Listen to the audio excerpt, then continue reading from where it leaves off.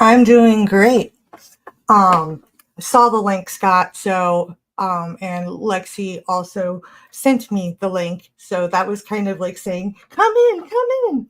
So, I decided to jump in and I love Welcome. this conversation. It is awesome. I actually just shared to my channel as well because this is an awesome conversation and I wanted to get as much. Oh, So, sorry. um, and, but I love the glasses, Lex. You Thank you. so, um, I'm just kind of in an awe, and well, you threw me in here. So, any questions for me? I mean, we have our meeting tomorrow about everything and building, helping build a program specifically for you and everything with the coaching and learning to trust yourself. So, what do you want to throw at me? Nothing really, other than I just came in to support because I love you guys. have you seen your perspectives or perceptions become a limitation for you at any point?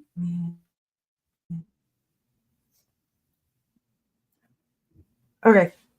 My perspective, you were just breaking up a little. I'm sorry, Scott. What was it? My perspective on Or what? perceptions? Anything?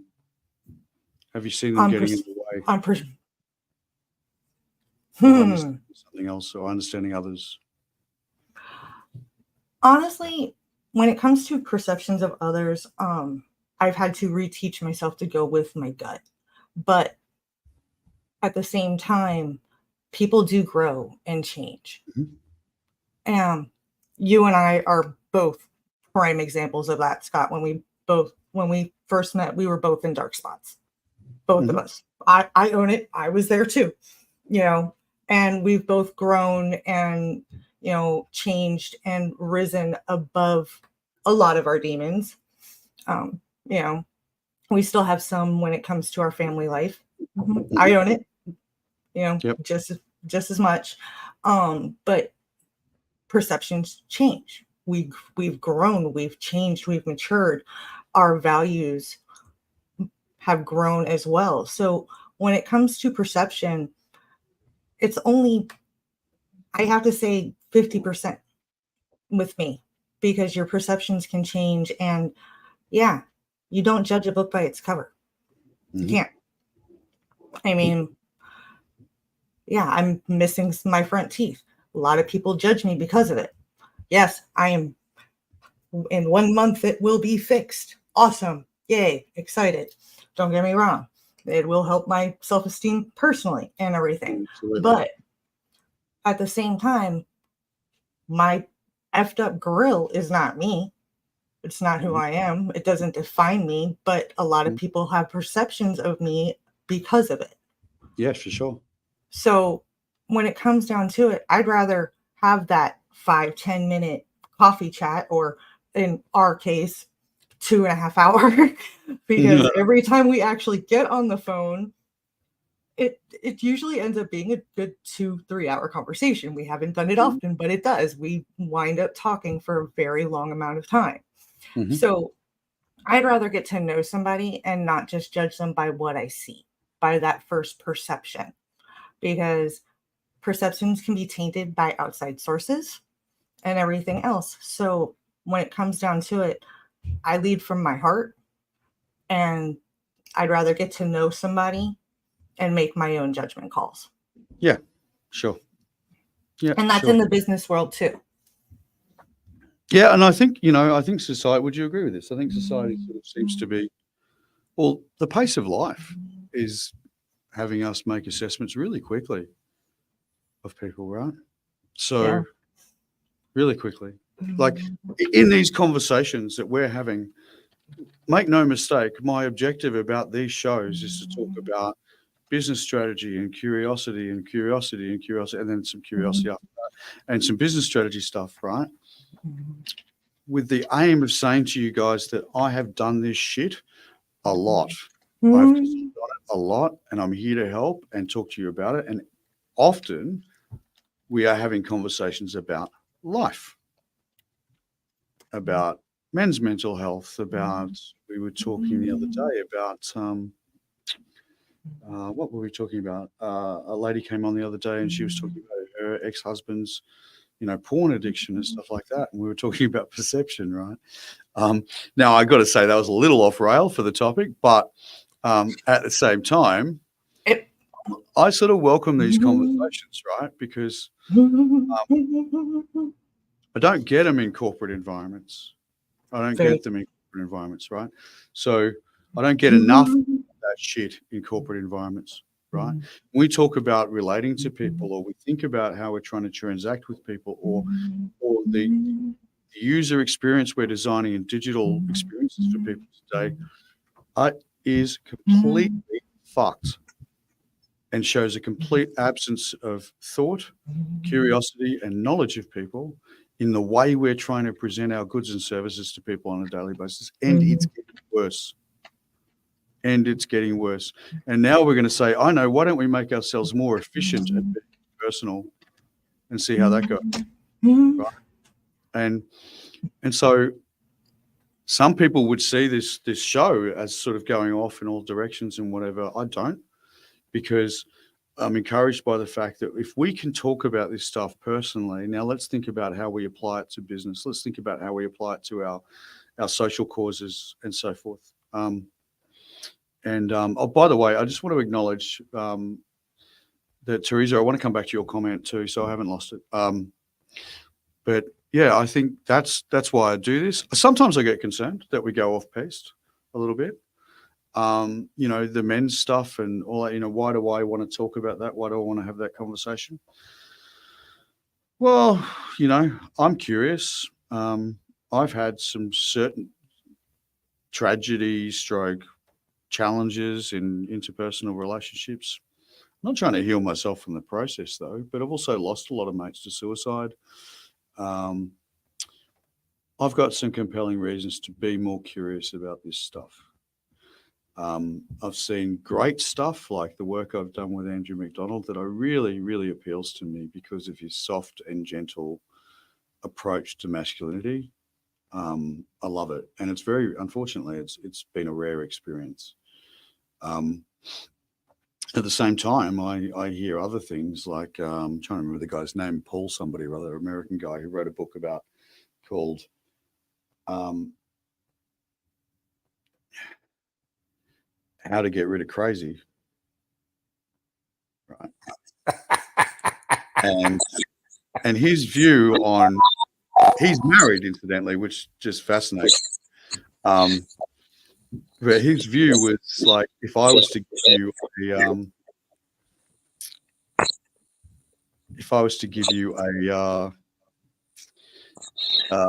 investment where you were 55% likely to lose 70% of your money.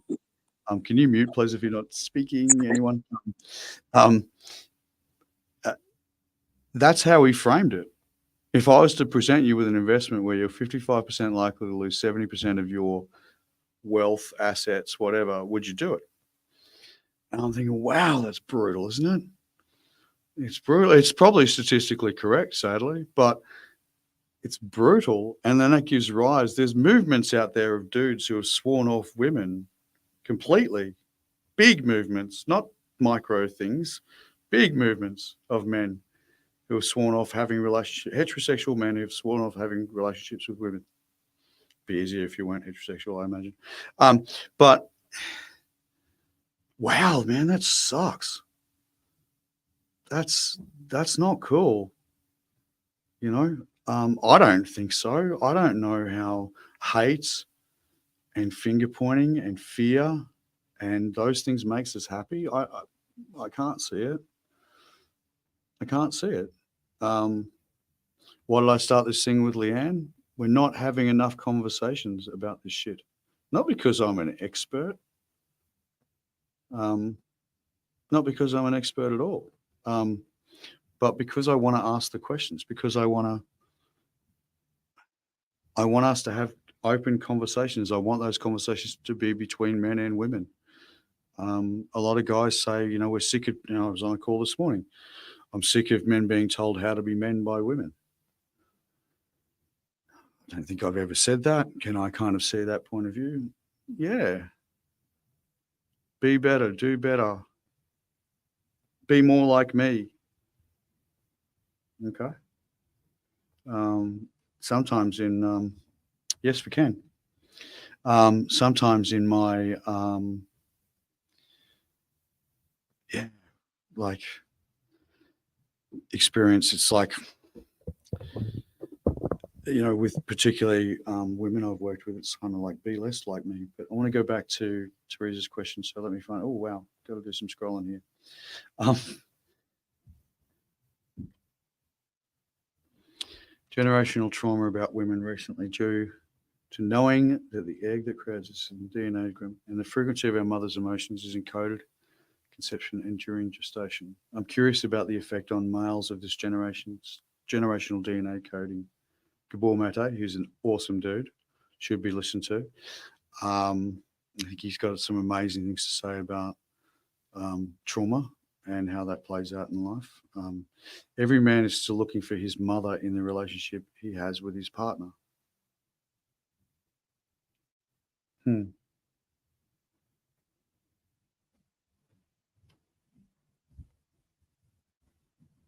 I'm curious about what that statement means.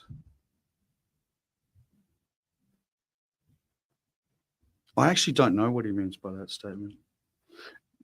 Let me clarify. So is he saying that we are trying to replicate the persona of our mothers? That we are looking for someone to take on the mother role? Maybe that was absent in our lives? I'm not sure. I'm not sure what he's saying about that.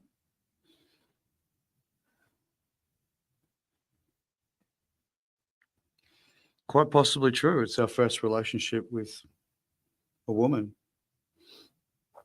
I'd be curious to see whether that's true for women, whether they are looking for, some kind of replication or symbolization of their fathers.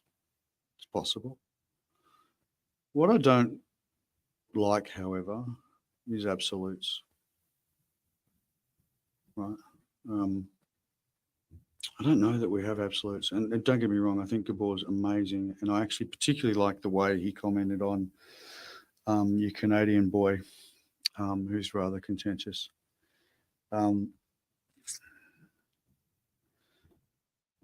Because he was bringing into question the orientation of things. And I think he's also bringing into question, yeah, he did, Teresa, you're absolutely right. And I think that this is true for everybody, that, our lives are somewhat trauma informed, that they are somewhat driven by our past experience, not somewhat, quite a lot driven by our past experiences. But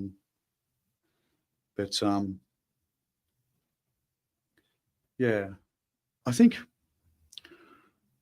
all that's true. I think that's true for potentially men and women. Like I've argued before, that men didn't want to be like their fathers of my generation. Men of my generation didn't want to be like their fathers. And I've also argued that I haven't met many women that wanted to be like their mothers. But let's bring curiosity to that. What's that about? But moreover, what can we do to work with each other on that stuff? What can we do to evolve? Yes, Yanko, thank you. That's a great comment, my friend. We remain connected through our behavior to all the people that left something into us. Yeah, you're right. We do. We do. We absolutely do. I think that that's true, but I also feel like we've reached a tipping point where we are questioning like no other time before. Are we questioning our roles? Who we are? Who we should be? How we want to show up? How we want to be perceived? All these things are true, which brings us back to perception, right? So our perception of experiences, or rather our, yeah, our experience gives us a set of perspectives. Those perspectives shape the way we perceive the world and see the world. That's absolutely true. Our inability to see those differences in each other, in our markets, in our key stakeholders, in our donors, our customers, our inability to see that difference, to understand what's underneath the behavior, our inability to do that keeps us at distance. And I'd like to see that change. I'd like to see that change. Yeah. I'd like to talk to men who don't follow the whole macho thing, men who can admit they cry. God, well, okay, embarrassing fun fact for you. My daughter has famously made a lot of fun of me for crying on talent shows. You know, when someone comes up and they come out of nowhere, and suddenly they give this amazing performance, and anyway, here's Scott on the couch crying and his daughter laughing at him. So that's me. But I think it's a really valid point. And it's also been said, to balance that out, that when men have been vulnerable, women don't want it. I mean, there's some horrific articles written out there. Horrific. One I featured years ago now on my blog, softenthefuckup.com. What was it? Why men don't have any friends and why women wear the burden. Yuck. A horrible narrative, right? Horrible narrative. Let me just address this with Teresa. Perspective and perception.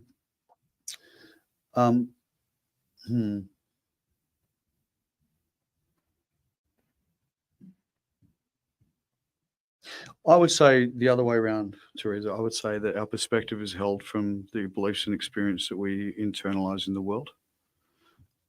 And that shapes our perceptions of others. And now they're banging. I'm stunned. I'm just stunned. But you can't hear it, right? Lexi, just shake your head if you can hear it, or nod your head if you can. Oh, I can hear it. And I do agree with Teresa. I could see that, but I also think perception and perspective could be interchangeable. Uh-huh. I could definitely see her understanding of that as well, where how perception is more of the internal view and a perspective is external, but they definitely can interchange for sure, especially with particular interactions, even not just with people. Just when it comes to like interconnections, when we're interacting, even when it comes to, think of like when we're walking by an ant, think of like how ants would view us and the perception of that, like even just the view. Well, they can't even see it. Hold on, it's probably like a really bad example because I think they're both ants are blind. So think of like a small. So they actually, I just realized that they think about their antennas. They connect with their antennas and they feel their way, which is actually really kind of cool. But like think of like a small insect, for example, or a small animal, like a being that can't communicate with humans. And like how do you think their perception and perspective is when it comes to connecting with us? Mm-hmm.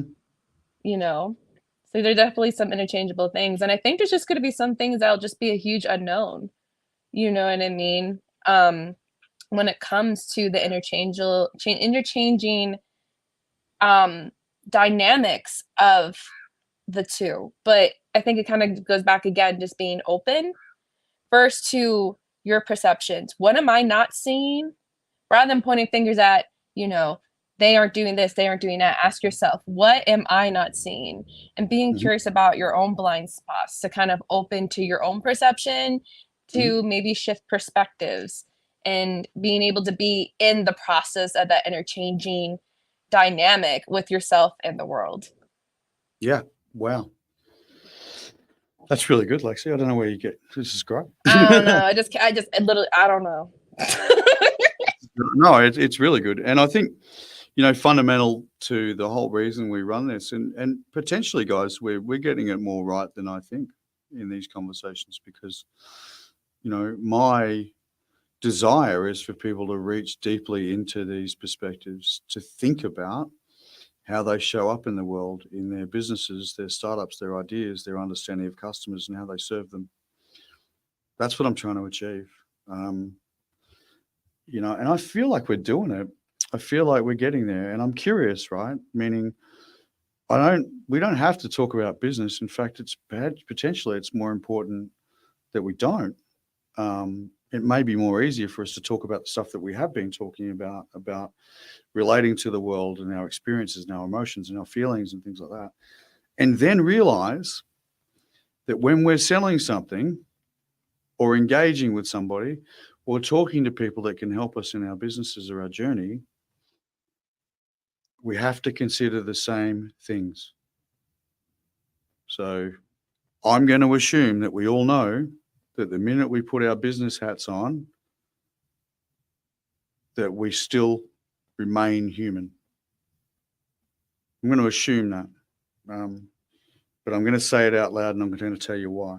Because I've already had comments from people in corporate about talking about customers like they're human, and talking about employees like they're people, and fuck. Wow. So I think this is really important. I'm really encouraged by the conversation. I have asked men what they thought of the conversation we're going to have on Sunday, and you know, there's been this is what they had to say, Lexi. What? The crickets, is that the great silence? Is that your interpretation of it? I don't even think the crickets are in the great silence. Well, they actually kind of are. Not at all at the same time. So, guys, I want to wrap this one up. We are back on air tomorrow for a feedback show, but we are LinkedIn Live audio only. We have some stuff coming up next week as well. So that'd be cool. So tomorrow I won't be streaming to YouTube or anything like that. So if you want to grab us on LinkedIn. We will. My profile is in my YouTube profile, so that's all there. But tomorrow we're literally, if you've been a frequent flyer on the Let's Grow show, firstly, it's very American of me, hanging out with you guys too much. I appreciate you, I was about to say.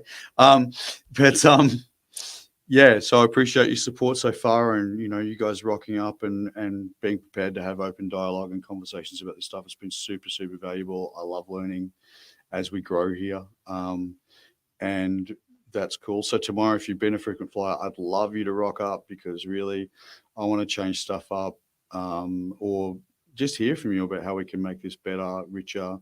Do you need me to land it more for you in a commercial context? Happy to. It's probably more my comfort zone. Or do you need me to do we need to change or alter the way we're doing the Let's Grow show? So we've got plenty of great plans coming forward or coming up, some great people joining us, which is super bloody exciting. So you'll probably get an invite to future events. I want to thank you all for coming along today, and wish you a good night if you're in the US of A, and a good day if you're down the other end of the world, where things are the right way up, or something like that. Have an awesome time, guys, and I hope to catch you soon. Hugs, everybody. You guys jump in and subscribe. Thanks, Krista. Bye, y'all. Bye. Bye.